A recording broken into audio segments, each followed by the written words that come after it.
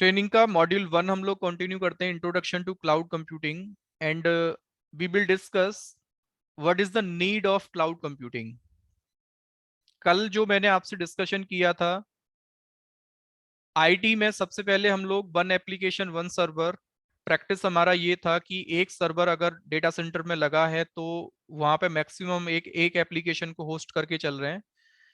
भले ही एप्लीकेशन का underlying resources का यूटिलाइजेशन कुछ भी हो, 100 GB रैम अगर आपने एक सर्वर में लगा रखा है और एप्लीकेशन हो सकता है उसमें से ओनली 1 GB रैम का ही यूज कर रहा है, फिर भी आपने बोला कि यार I am wasting 99 GB of my RAM as a resource.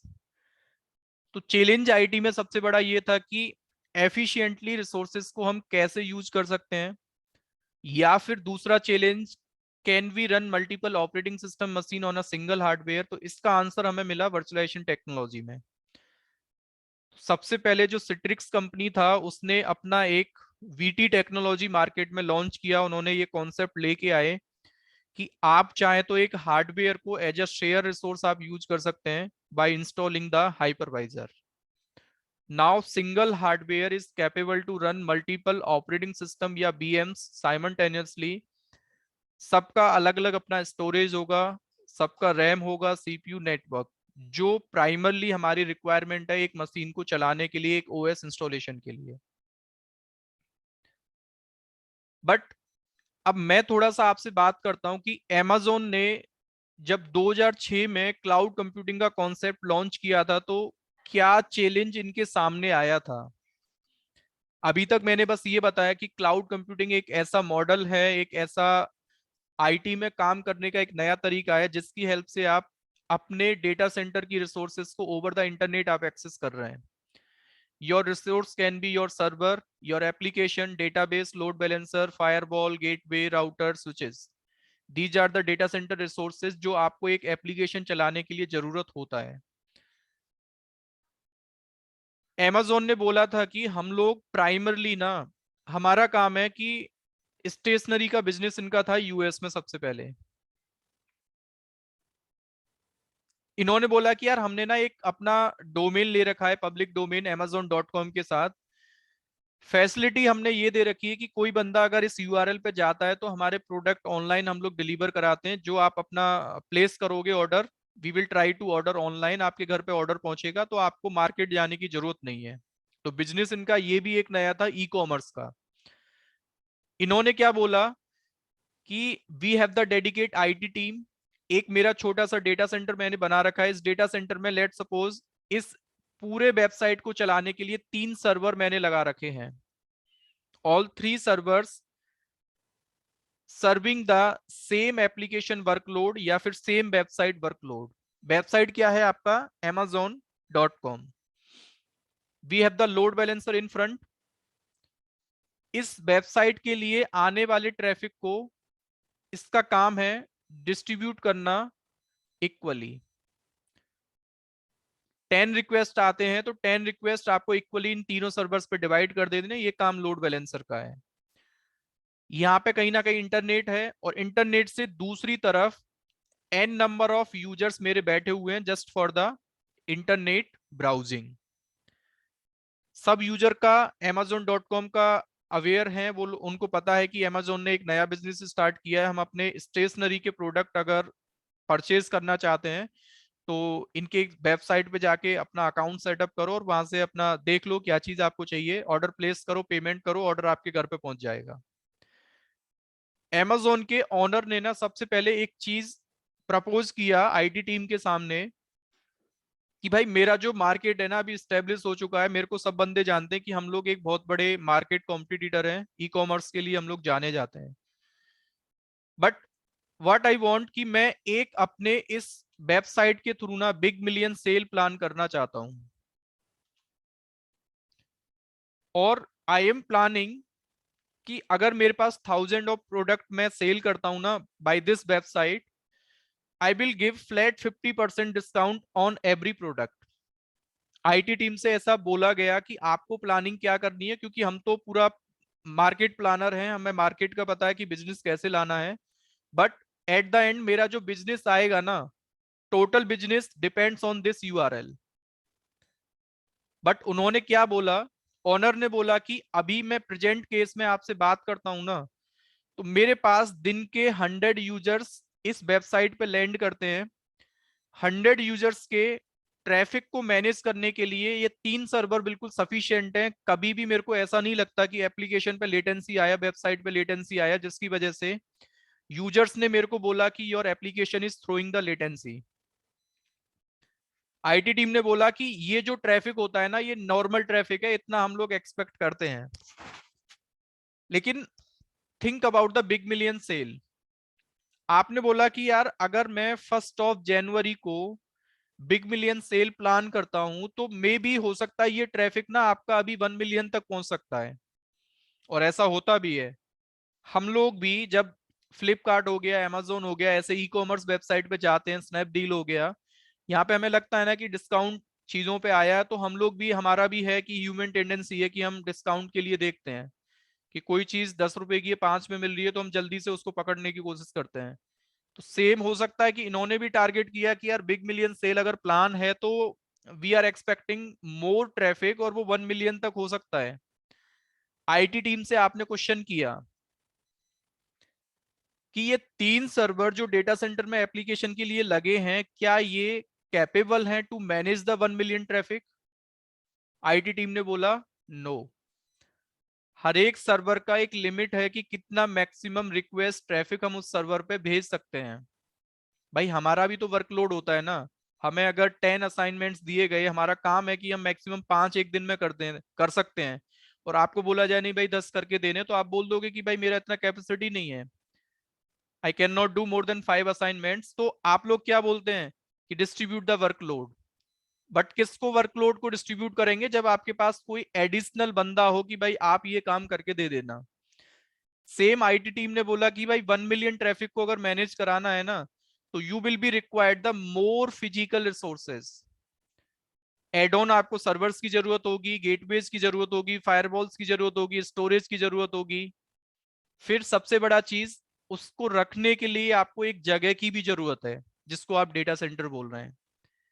और ना एक चीज मैं आपको बोलता हूं, लेट सपोज ये प्लानिंग आपकी मई मंथ में चल रहा था कि हम आने वाले दिसंबर को 31 दिसंबर की नाइट में और टिल 1 जनवरी 12 o'clock तक, दिन के 12 बजे तक हम लोग इस सेल को ओपन करने वाले हैं 12 घंटे के लिए। आईटी टीम ने पूरा अपना प्लान आपको सेट करके दे दिया कि भाई इस ट्रैफिक को अगर मैनेज कराना है ना, तो इतने सर्वर्स की आपको डिमांड होगी, this much of server and hardware you will be required. तो एक कंपनी में ना, जब हम कस्टमर इंटरेक्शन में जाते हैं ना, तो 2 तरीके की कॉस्ट की हमसे बात की जाती है। एक तो कॉस्ट होता है कैपेक्स, और एक कॉस्ट होता है आपका ओपेक्स। कैपेक्स का मतलब होता है कैपिटल एक्सपेंडिचर, और ओपेक्स को हम लोग बोलते हैं ऑपरेशनल एक्सपेंडिचर। मतलब कैपिटल का देखो सीधा सा मतलब है कि फिजिकल इंफ्रा को लगाने में कितना पैसा लगेगा।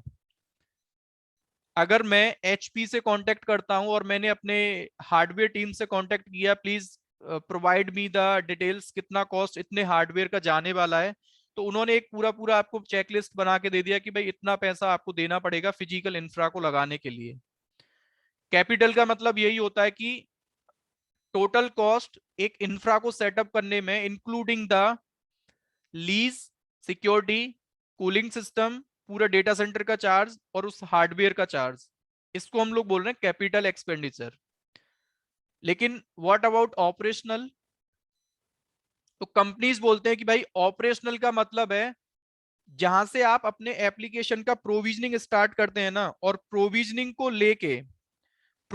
को लेके आपको लगता है कि यार till the testing development everything, एक डेटा सेंटर को चलाने के लिए जितने रिसोर्सेस की आपको जरूरत होती है, you will B hiring the more employees.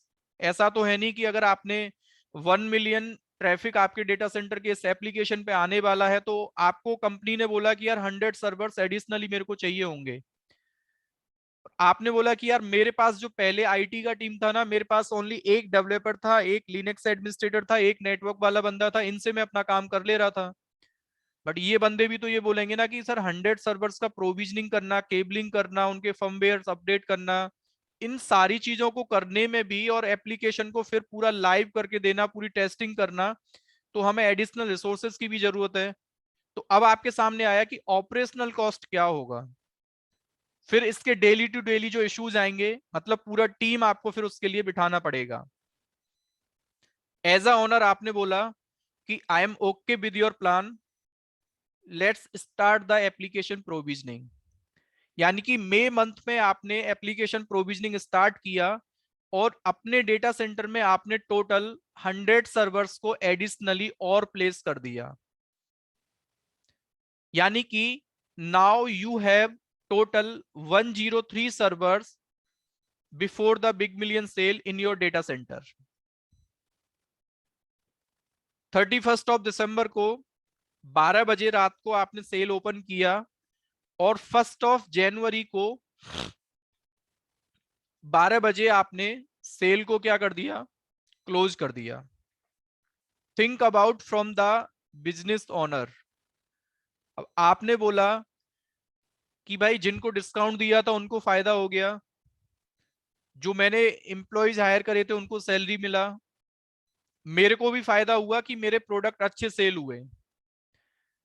But जो मैंने इतना बड़ा कैपेक्स और ओपेक्स इन्वेस्ट कर रखा है उसका क्या होगा? ऐसा तो नहीं है कि मैंने बंदे हायर किए थे 6 महीने बाद उनको मैं बोल दूंगा भाई जाओ मेरा काम हो गया, ऐसा नहीं बोलेंगे। या फिर मैं एचपी से जो मैंने हार्डवेयर परचेज किया था उसको बोलूंगा कि भाई मेरी सेल का काम हो गया, अब आप इसको ले जाओ किसी दूसरे कस्टमर को दे देना। वो भी आपसे बोलेगा कि भाई ऐसा कोई पॉलिसी मेरे पास नहीं है कि 6 महीने आप सिस्टम यूज कर लो फिर वापस कर जाना। आपको देखना पड़ेगा जो इंफ्रा आपने एड ऑन डेटा सेंटर में लगा रखा है अब उसका आप क्या करोगे। पहली रिक्वायरमेंट कि क्या आपका जब सेल क्लोज होगी तो फिर भी you are expecting the 1 million traffic? आप बोलोगे कि नहीं, क्योंकि यार जब सेल मेरा नॉर्मल ट्रैफिक की मैं बात करता हूं ना, क्योंकि ये जो ट्रैफिक है ना only during the sale, sale close हुआ again we have the normal traffic, we are expecting 100 users per day. Now how many servers we require to manage the 100 users traffic? Only 3 servers. यानी कि जहां पे आपका infra पहले था वहीं पे आप फिर से वापस आ गए। अब आपका फिर अमेजोन के ओनर ने आईटी टीम से पूछा कि यार जो हमारे पास ये जो एक्स्ट्रा हार्डवेयर रखा है ना इसका हम क्या कर सकते हैं। तो that was the real challenge against the Amazon also. उन्होंने जो फेस किया ना वो ये था उनके सामने, और ये एकदम से उनके सामने एक नया आइडिया आया कि यार ऐसे तो मार्केट में बहुत सारे कंपनीज हैं, स्टार्टअप कंपनीज हैं, they can not set up the data centre. मेरे पास बजट था तो मैंने डेटा सेंटर लगा लिया अपना और मैंने उससे अपना सेल भी किया, लेकिन अब मैं फिर भी खुद फंस गया, क्योंकि ऐसा तो है नहीं कि मैंने एक सेल 1 जनवरी को ओपन किया फिर 10 जनवरी को और मैं डिस्काउंट दे दूं। ऐसा हम लोग नहीं करते। फेस्टिवल सीजन्स में हम लोग ये प्लान करना चाहते हैं, but think about the hardware expansion. देखो चैलेंज हमारे सामने क्या आए थे उनकी मैंने आपसे बात नहीं की। सबसे पहला चैलेंज हमारे सामने था प्लानिंग को लेके, दूसरा चैलेंज हार्डवेयर को लेके, तीसरा चैलेंज स्केलेबिलिटी को लेके, और फिर चैलेंज आपके सामने कॉस्ट का। और पांचवा चैलेंज बोलूं ना, जो आपने टाइम इतना बड़ा वेस्ट किया, इस पूरे प्लानिंग को मई मंथ में आप कर रहे थे और मई से लेके आपने दिसंबर तक कम से कम 6-7 महीने आपने एप्लीकेशन के प्रोविजनिंग में ही लगा दिए, और फिर उसका ऑपरेशनल कॉस्ट प्लस कैपेक्स ये आपका अलग था। यानी कि क्लाउड कंप्यूटिंग पता क्या कहता है कि भाई अब आप देखो एक काम कर लो। सबसे पहले अमेजोन ने बोला कि let's start the new business. उन्होंने क्या बोला, अपने उस इंफ्रास्ट्रक्चर को ना पहले वर्चुअलाइज किया पूरा, और इन्होंने बोला कि हम लोग क्या करते हैं एक नया पहले यूआरएल बनाते हैं अपने उसी डोमेन के साथ। ये डोमेन हमारा होगा क्लाउड कंप्यूटिंग के लिए। यानी कि जिन स्टार्टअप कंपनीज को या जिन कस्टमर्स को आईटी में online storage, servers, load balancer, firewall, router, DNS, ready to use कोई एप्लीकेशन की डिमांड होगी, तो हम लोग उसे pay as much you are using के अकॉर्डिंग देते हैं। तो उन्होंने एक नया बिजनेस अपना इंट्रोड्यूस कर दिया। लेकिन मैं थोड़ा सा ये बताना चाहता हूं कि क्लाउड कंप्यूटिंग अगर हमारे सामने होता, इसी चीज को हम एट प्रेजेंट अगर प्लान कर रहे होते, मैंने बोला कि यार आज ना 20 तारीख है और 25 फेब को मैं एक सेल ओपन करना चाहता हूं। आज भी मेरी एप्लीकेशन amazon.com AWS क्लाउड में चलता है और इस एप्लीकेशन के लिए 100 सर्वर्स मेरे को चाहिए। Now you tell me, there will be any blockage for that? Do we again need to wait for the 6 month? Just give me the answer, yes or no. हाँ जी, no. Absolutely no, because cloud computing क्या कहता है कि भाई आपने अगर अभी लेट सपोज 3 बजे आपके माइंड में ऐसा प्लान आया ना कि यार मेरे को एक एप्लीकेशन के लिए 100+ सर्वर्स की डिमांड है, तो एडब्ल्यूएस पता है आपसे क्या कहता है कि मैं ऐसा कोई ब्लॉकेज आपके सामने नहीं लेके आऊंगा कि मैं आपको बोल दूं कि यार मेरे पास 100 सर्वर नहीं है। If you want that much of capacity of the server, I am ready to provide you. इसी चीज को हम लोग टेक्निकली जो बोलते हैं ना, इसको हम बोलते हैं स्केलेबिलिटी।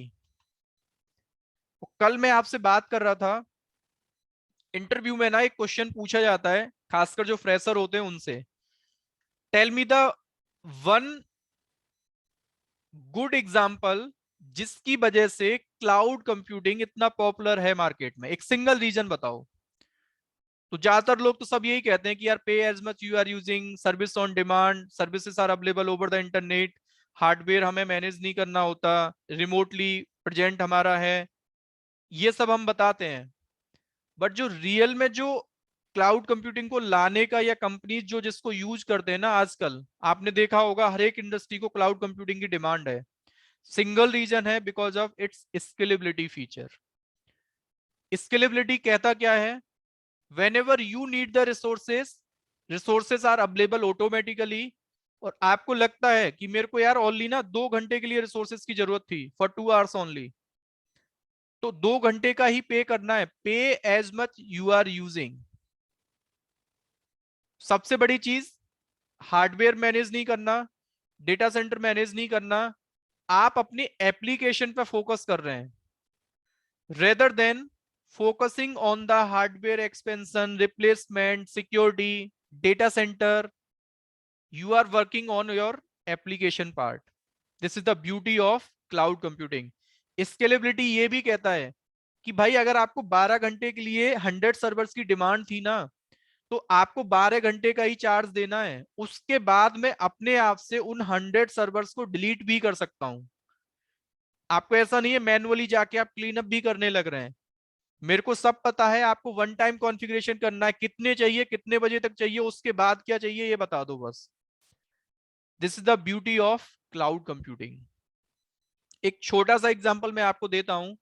क्लाउड कंप्यूटिंग को हम लोग ऐसे भी समझ सकते हैं, जैसे आपने बोला कि सर मेरे पास ना एक ऑन साइट का प्रोजेक्ट आया था, इंडिया से मेरे को यूएस ट्रेवल करना था, कोई भी कस्टमर था यूएस का, और वहां पे जाके मेरे को जो अकोमोडेशन मिला था ना, एक होटल में मेरे को रुकना था, होटल से डेटा सेंटर का जो डिस्टेंस था या जिस कंपनी में मेरे को काम करना था, जिस साइट पे मेरे को काम करना था, उसकी 10 किलोमीटर की डिस्टेंस थी। अब आपको वहां ट्रेवल करने के लिए एक टैक्सी तो चाहिए होगी, आप लोग थोड़ा रेस्पॉन्स करना है यहाँ पे, है ना। अब मैं आपसे बोलता हूँ कि यार एज अ एम्प्लॉय आप जाते हैं वहां पे, तो ट्रेवलिंग के लिए you will purchase a new car और you will look for the taxi as a service. Look for a Taxi taxi. service. Taxi as a service. अब मैं आपसे बोलता हूँ कि चलो यार आप अंबानी के बेटे हो और आपने बोला कि हम लोग एक कार खरीद लेते हैं, उसमें नुकसान क्या है। मैंने चलो कार खरीद लिया अपना पर्सनल, तो क्या होगा उसमें, चैलेंज क्या होंगे तुम्हारे सामने। CapEx and OpEx both. Capex and opex both आपको मैनेज करना पड़ेगा। बहुत सही आंसर दिया है। यानी कि आप सीधा सा बोलोगे सर कैपेक्स का मतलब तो ये हो गया कि कार के अगर मेरे को 20 लाख रुपीज बताए तो एक तो 20 लाख वो देना है स्टार्टिंग में, प्लस इंश्योरेंस का देना है, प्लस उसका मेंटेनेंस कॉस्ट देना है, डीजल पेट्रोल जो डेली डलवाऊंगा वो देना है, और उसको फिर साफ करना पड़ेगा, वो भी काम मेरा है, राइट। और कहीं ठुक गया कुछ हो गया तो वो भी मेरे को मैनेज करना है। अब इन सब चीजों से आपको बचना है। चलो think about the last day, जब when you are travelling back to India, तब आप उस कार का क्या करोगे, एरोप्लेन में साथ में तो लेके नहीं आओगे, वहां पे 10 किलो वेट ही अलाउ होता है ना। कहने का मतलब मेरा ये है कि आप ऐसा नहीं करोगे कि यार वहां पे जो साफ कर रहा होगा एयरपोर्ट पे कार, उसको आपने दे दी, नहीं। हम लोग क्या कर रहे हैं, we will look for the taxi as a service. फायदा क्या है, सबको पता है इंडिया में भी Ola Uber taxi as a service, हम लोग वो भी क्लाउड कंप्यूटिंग का ही फंडा उन्होंने यूज किया है। सब लोग कनेक्ट नहीं कर पाते, ये लोग बोलते हैं कि यार इनका टैक्सी का काम है, लेकिन they have connected with the cloud computing concept. क्यों? क्योंकि उन्हें पता है कि यार मेरे को ना मल्टीपल डीलर से कांटेक्ट करना है जो कार चलाने वाले हैं। उनको सीधा सा बोलूंगा कि भाई मेरी एप्लीकेशन है, अपनी प्रोफाइल अपडेट करना। कस्टमर भी इसी एप्लीकेशन को यूज करते हैं, उनको सोर्स डेस्टिनेशन डालना है, कहां से कहां जाना है, पर आवर के अकॉर्डिंग, पर किलोमीटर के अकॉर्डिंग उनसे आपको पैसा ले लेना है। लेकिन उस कस्टमर को ये भी आप नहीं पूछोगे कि मैंने लास्ट सर्विस कब कराया था। लेकिन कस्टमर क्या एक्सपेक्ट कर रहा है, भाई कार अच्छा होना चाहिए। ऐसा नहीं है टूटा फूटा कार आपने मेरे को भेज दिया, मैं उसमें ट्रेवल नहीं करूंगा, ये भी हमारे पास चॉइस होता है। सेम क्लाउड कंप्यूटिंग कहता है कि we have the multiple vendors. Amazon भी सेम काम कर रहा है, एजोर भी सेम कर रहा है, गूगल भी सेम कर रहा है। You have the 3 choices to build your infra over the cloud. Now you will decide you want to continue with Amazon, Azure और Google. तो हमेशा हम चॉइस किसको रखते हैं, चॉइस होता है रिलायबिलिटी के ऊपर। फ्लेक्सिबिलिटी, कस्टमर फेमिलियर होना चाहिए, यूजर फेमिलियर एनवायरनमेंट, आपका पोर्टल जो है, प्लेटफॉर्म जो है, यूजर फेमिलियर होना चाहिए। तो मैंने भी सीधा सा बोला कि भाई आपके पास आइसक्रीम के 3 डिफरेंट फ्लेवर्स हैं, it's your choice which one you want to take. Any doubt, cloud computing क्या होता है, किसी को समझने में कोई प्रॉब्लम? ठीक है, तो क्लाउड कंप्यूटिंग का सीधा सा मतलब मैंने आपको बता दिया है कि generally we get the scalability feature, that's the one reason we are adopting the new technology scalability. With the help of scalability we can have the resources whenever we need. और रिसोर्सेज बाद में आपके क्या हो सकते हैं, अपने आप से डिलीट भी हो सकते हैं। जब आप यूज नहीं करना चाहते हो, अपने आप से रिसोर्सेज आपके डिलीट भी हो जाएंगे। ठीक है, तो इस छोटे से रिकॉर्डिंग को मैं यहीं स्टॉप करता हूं। जस्ट मैंने डिस्कशन आपसे किया है कि आईटी में क्लाउड कंप्यूटिंग की डिमांड हमें क्या है। यानी कि अभी हमें अगर अपने एप्लीकेशन को रन करना है इन द क्लाउड, तो डेटा सेंटर और कोई मैनेज कर रहा है। एप्लीकेशन आज भी मेरा डेटा सेंटर में चल रहा है, but that data centre is available somewhere on remote site, but as a customer I cannot visit the data center. This is the one policy for the CSP side. AWS से आप ऐसा बोलते हैं ना, लेट सपोज आपने बोला कि I am the part of IBM। IBM ने बोला कि यार मैंने आपसे ना बहुत बड़ा इंफ्रा ले रखा है ऑन रेंट, और can I visit your data center as a customer. तो आपसे AWS सीधा सा बोल देगा नो सर, आज ही अपने इंफ्रा को माइग्रेट कर लो, बट एज अ कस्टमर आप मेरे डेटा सेंटर को विजिट नहीं कर सकते हैं। तो स्पेशली जो आपके पब्लिक क्लाउड होते हैं ना, Amazon, Azure, Google, IBM, Alibaba, Oracle cloud, इन सब में एक पॉलिसी आपको याद रखना है, एज अ कस्टमर आप उनके डेटा सेंटर को विजिट नहीं कर सकते। You will get the dedicate portal, और उस पोर्टल के थ्रू ही आपको सारे काम करने पड़ेंगे। Infra provisioning, service communication, application accessibility, everything will be over the internet. But feel आपको ऐसा ही होगा कि मैं भाई लाइव सर्वर पे काम कर रहा हूं, जैसा मेरा ऑन प्रेमाइसेस सर्वर लॉगिन होता है ऐसा ही क्लाउड में हो रहा है। स्पीड, लेटेंसी वगैरह सब कुछ आपके पास, बहुत सारे ऑप्शंस होंगे काम करने के लिए, फ्लेक्सिबिलिटी। ठीक है, तो इस रिकॉर्डिंग को यहीं स्टॉप कर लेते हैं। Let's start with the new topic.